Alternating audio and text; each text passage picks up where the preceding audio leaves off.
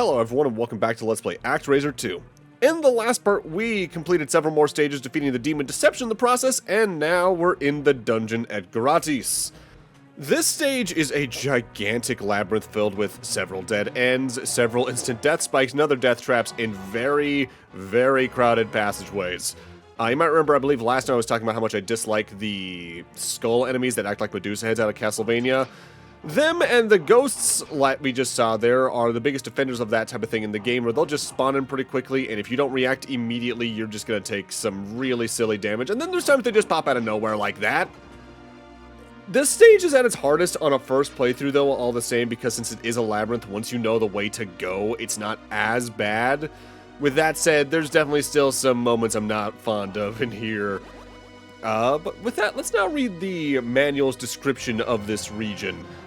Though Gratis was not a wealthy land, the people lived happily as long as they avoided luxury. They lived modestly, always remembering to thank the master. One day the new king, Kolonicus, forced the people to start paying high taxes. Those unable to pay were thrown into the dungeon as sacrifices to the roaming demons underground. The king conspired with the demon Greed to exchange people for money. Huh, you know, I don't know why, I can't quite place why, but that sounds very familiar, and I feel like I kind of relate to it as an American.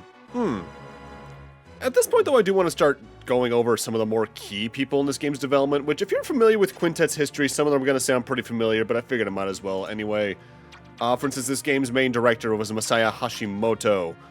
He started his career as a programmer and game designer at Falcom, working on things like Xanadu Scenario 2, game designer for Ys 1, total director for Ys 2, but then they left to help found Quintet. After Ys 2, starting with ActRaiser, then they were on Soul Blazer, Illusion of Gaia as a director, Terra Enigma as a producer. They were one of the heads of the company just in general. After the Super Nintendo, they were on some various Sega Saturn, PS1, and GBA games, namely Kodar, Solo Crisis, Planet-like, Gratis, Super Robo Wars A on the GBA, as well as Robopon 2 Cross version on the GBA, and their most recent credit was in Blender Bros on the GBA as a sound designer for Quintet, which kind of tracks date-wise with when they kind of just stopped existing as a company. After that, the scenario director was Tomoyoshi Miyazaki, who has a pretty similar story to Hashimoto. Started in the special thanks for Taiyo no Shinden, instruction manual writer for Xanadu Scenario 2, conversion staff for Ys 1, Ys 2 main programmer, left Falcom to help found Quintet, ActRaiser, Illusion of Gaia, ActRaiser 2, Soul Blazer, Terra Enigma, similar Sega Saturn and PlayStation library, but they actively have some more recent credits than that, namely after Robopon 2, they were on Inuyasha on the PS1 as a director, choreography and production for Inuyasha Secret of the Mask on the PS2, and bizarrely of all things, they were on the special effects team for a game I adore, Art and Elko Melody of Lemmy on the PS2 in 2006, which is their last credit. This jump here, by the way, across these spikes is really tight, but at the same time, it's also a lot easier than it looks because of how long the animation to start the glide works. And coming up here, we actually have another fight against the mini-boss Gargoyle. I'm going to speed this one up because it's the exact same fight that I just fight about the same level of sloppy. I don't remember the trick you could do by holding him against a wall for a little bit still yet. We got like 2 more of these things to fight across the game, though, so that's not that big a deal. Next up is the art director, who's also the scenario writer and scrolling designer, Ayano Koshiro. She started as an art and graphics team member on Legacy of the Wizard on the NES. They then did monster design for Ys 1, graphic designer for Sorcerian, Ys 2, they did creature designs. But, similarly to others, she left Falcom post-Ys 2 to help found Quintet, as well as to help found Ancient alongside her brother Yuzo Koshiro, this game's composer. After that, she worked on this, ActRaiser 1, Sorcerian. She did work for graphic design on Sonic the Hedgehog on Master System of all things. But outside of the usual Quintet games, she was a planner for Streets of Rage 2. She was an art director for Card Captor Sakura on the PlayStation. Cold Sept on PS2, she was an illustrator. And Cold Sept Saga and Revolt on the 360 and 3DS, she was also still an illustrator. Boss for this stage is a Goblin King, who has 3 notable attacks, although one's more of a defensive measure. They can generate a shield. They have one major projectile attack that they fire downwards at you, which, while it looks big, your dinky little shield can just block it no problem. And they can do a giant projectile attack that they try to do there, but I've never actively gotten hit by that, so I don't exactly know what it does.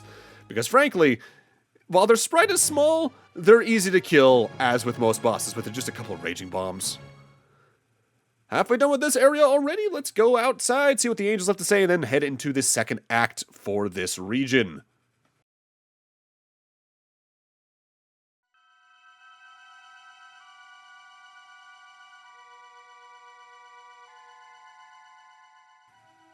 Master, you've done it. There were many demons in the underground jail. I wonder if King Kolonikos knew these demons were here.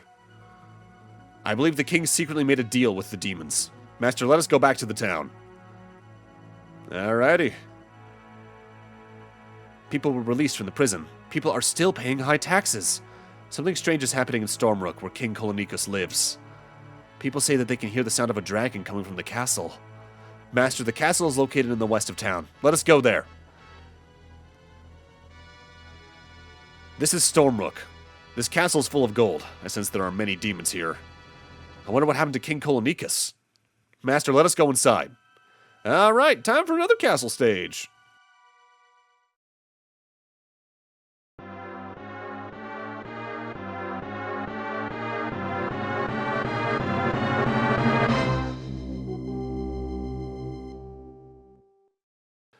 So while it's not a labyrinth like Gratis prison was, Stormrook Castle is quite the gauntlet just for the amount of enemies they throw at you in very tight spaces, as well as enemies that can come from off-screen just to attack you out of nowhere if you're not being careful.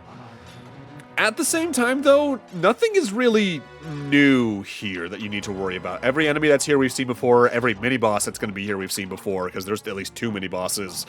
So if you've gotten this far with either relatively little trouble or just by pure attrition and understand how enemies work pretty well, you should be able to get through a majority of this stage pretty well. Going back to the game's key stuff, I've already brought up that Yuzo Koshiro is the composer for this game at least twice. And off the top of my head, I want to say, by pure amount of games they've worked on, they're technically the most prolific person on the game's staff, but that makes sense because he's been composing since 1986 with Xanadu Scenario 2.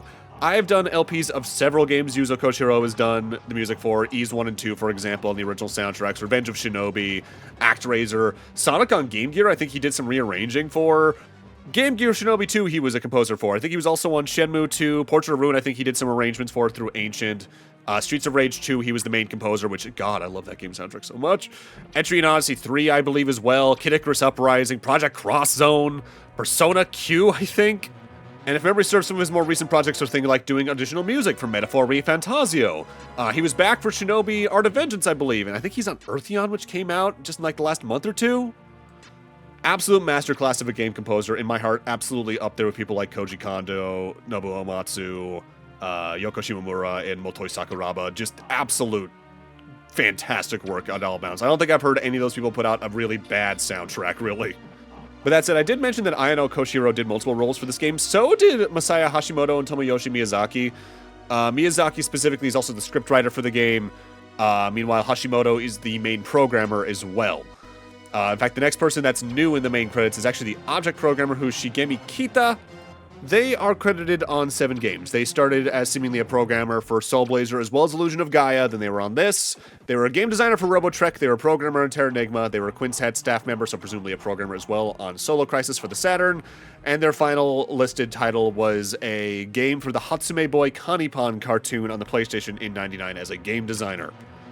But the next name is a bit of a big name if you're a Mega Man fan. The object designer is Hitoshi Ariga. He started in gaming as an open graphics artist for Dragon Egg on the TurboGrafx. Then they were on things like Ranma, object designer for Streets of Rage 2, this, and Illusion of Gaia. But then a lot of people will start picking up on their names more actively with Mega Man and Bass as a boss character designer. They did graphic design for Cardcaptor Sakura, and then starting in 2013, they were a character designer for Pokemon all the way up till modern day where they're still doing Pokemon designs. Some of my favorite Pokemon are actively designed by them. I believe they're responsible for Aegislash, let alone, I want to say Tyrantrum might also be them? I know my boy Grubbin is, though. He's also responsible for the Mega Man, Megamix, and Gigamix mangas in general, and has done several other pieces of fan art for the series. And also worth noting, he met his wife during his time in Quintet, the aforementioned Ayano Koshiro. They've been married for a long time at this point, and I think they have kids together? I've tried to watch some of Hitoshi Ariga's streams, and honestly, watching him do his art live is absolutely insane. But since I can't speak Japanese, I only get half the stream as a show, so to speak. I'd love to actually hear and understand his thoughts properly, and I really should just get off my ass and learn at least some basic conversational Japanese at some point, but I got a lot going on, man. Like, I haven't even talked about this because I've been meaning to do this through an update at some point, but I got married this year. There's a lot going on. So this segment right here is actually kind of tense. The moment you start jumping up these platforms, you want to always keep moving. Ignore the enemies as best you can. Maybe just grab the item container here for the HP and that's it, as there is a spike bar below you that starts moving upwards after a moment. And because it spikes, that's instant kill. Obviously try not to get hit by the enemies along the way, but if you have to take a hit in order to get through a section more safely, I'd say it's better than the alternative in this case, honestly. The next section of the level is the final one, but they do try to quickly jump scare us with 2 knights here that you can try to fight, but because there's enough room, I'd recommend just potentially taking a hit and moving on past it so you don't have to worry about having to redo the spike section. The final section of the main level here is a giant hallway filled with enemies and bottomless pits, but there's towers you can jump up on here and again to get some items, and not for nothing, if you do a double jump from the top of those towers, you can almost skip from one section here straight to the next and completely ignore a lot of the bottomless pits. The big question of how you want to progress in this room depends on whether or not you have enough health in your head for the boss fight, as the exit from this room to the boss fight is a passageway downwards, but if you do a double jump upwards above that passageway, you can get onto a platform above it. There's an item container up there containing, I believe, a 10 HP recovery, which, before the boss fight, is honestly really, really handy. As the boss fight here, it's not the hardest one in the game, but it's the one where things can go wrong really quickly depending on where you placed yourself and all that jazz. With that said, it's also probably the best boss fight in the game to use the Phoenix spell on, the one where you dive downwards while releasing the magic spell that you charged up. Because the boss fight here, its sprite enough is large enough where you can hit it twice with the same spell, just sapping through its health. The boss fight here is Greed, who is a giant dragon. Well, giant for this game's boss scale. The dragon in ActRaiser 1 was technically larger. Outside of just contact damage, they'll occasionally flap their wings to try and blow you away into the spikes on either extreme wall. Those are still instant kill, but thankfully if you keep yourself to the ground, you don't need to worry about that too much, but as you saw, 2 Phoenix hits at once really just did that boss fight real dirty. That's the entire region of Leon complete, so now we can just go talk to our angels once more and move on to the next region.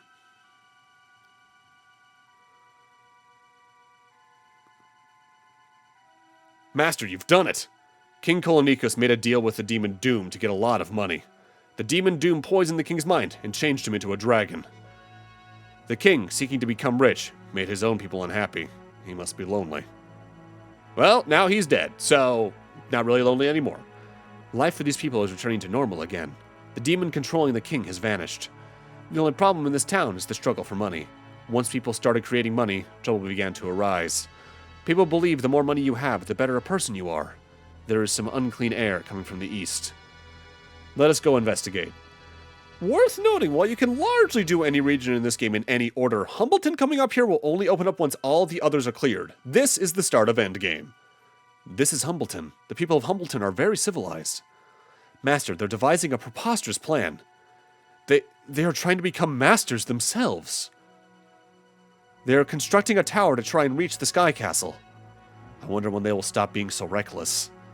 I wonder what parable this is referencing. I can't think of any. This is the Tower of Souls. People tried to become masters. Inside the tower, there are many man-made machines still working. On top of this tower, we can see the master they created to worship. I'm afraid it has led to a battle between master and people. Man, that dialogue really makes it pretty clear they pretty much just Control F'd the script and replaced any mention of the word God with master because that read awkwardly.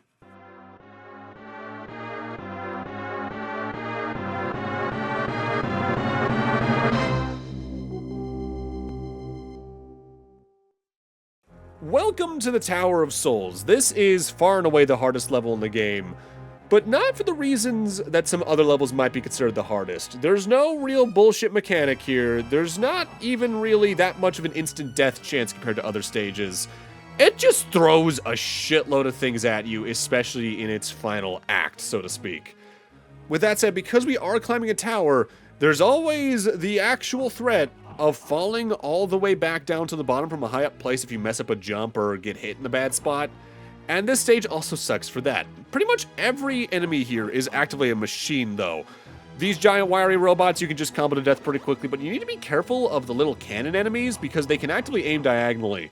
And their projectile is not only pretty fast, it also has a decently large explosion if memory serves.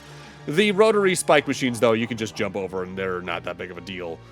I forget if the lightning up there is instant kill, but you should avoid it all the same because it does do decent damage at the very least. There's also going to be gear platforming, but thankfully, unlike, say, certain clock tower stages in Castlevania, jumping on the gears, you're not beholden to the movement of the gears on their sprite. They are just completely stagnant platforms that don't influence your control at all. What can be really rough about this tower, though, are the little side segments like the one I was just in off to either side of the tower where you're platforming up some platforms to get up to a higher altitude. As sometimes the enemy placement in them is just really weird to get around, especially when it comes to the randomly spawning Medusa head skulls. It can be kind of a nightmare to navigate safely. With that said, because of how this tower is designed, there's a brief place you can do a bit of a shortcut due to the properties of the double jump that I haven't talked about yet. Specifically, if you start the double jump glide animation and mash the jump button during the first chunk of it, if you're above a platform, you can actively jump up to it like that. There's a couple times you can do that throughout the game. I haven't really taken advantage of it before this, though, mostly because I didn't really feel like it, but this stage grinds my gears enough where I feel like, yeah, you know what, sure, let's show it off.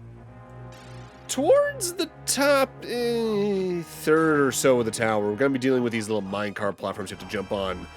They're kind of precarious, not so much for the enemies that might knock you off, but more just because of the size of the platforms themselves partnered with how, frankly, wide your glide can get. Aiming precisely with it can be kind of a nightmare. And the glide you can do by holding up after accessing it can help a lot with that. But honestly, my best advice during this last platforming segment is just take your time. Don't try to rush through it at all. I have never figured out how to get up to that item container, by the way. If y'all know, tell me in the comments. I genuinely do not see the way up there.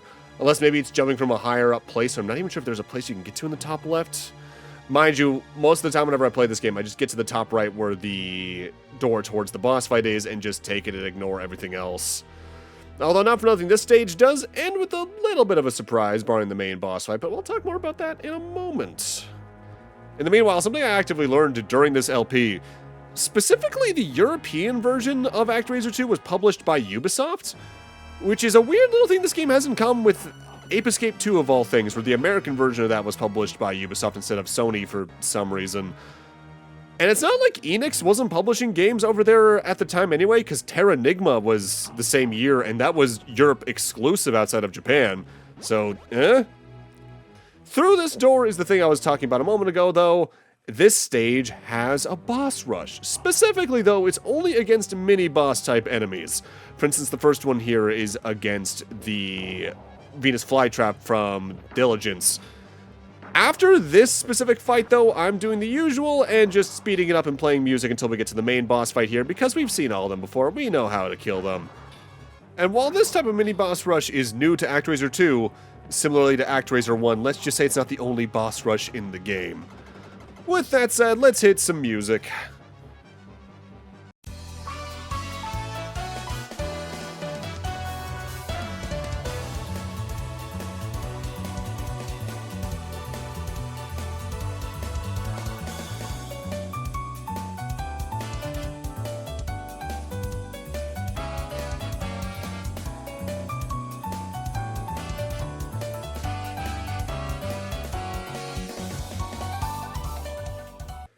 Trails in the Sky first chapter, by the way, as a remake, is fantastic so far, by the way. Boss for this stage at the top of the tower is, of course, Pride. The way this boss works is that it has an arrow at the bottom of its sprite, and it spins 5 icons around. Whatever icon it lands on is the attack it'll do. The engine-shaped one is an explosion that just goes all around it. The clock freezes you in place for 8 seconds, and it can combo that, by the way. This is especially a bad one to run into. The globe is just some small projectiles you can destroy. The bombs drop several missiles from the sky, and I believe the crossbow is several homing bullets that you can get around decently easily. But if the watch gets used at any point there, you really just gotta hope that it ends in time for you to dodge any attacks that come in the meanwhile. You have no real way around that. But with that, I'm gonna need to end this off here. Thank you guys for watching, and in part 5, we're gonna take a look at some bonuses before heading off towards endgame. See you guys then.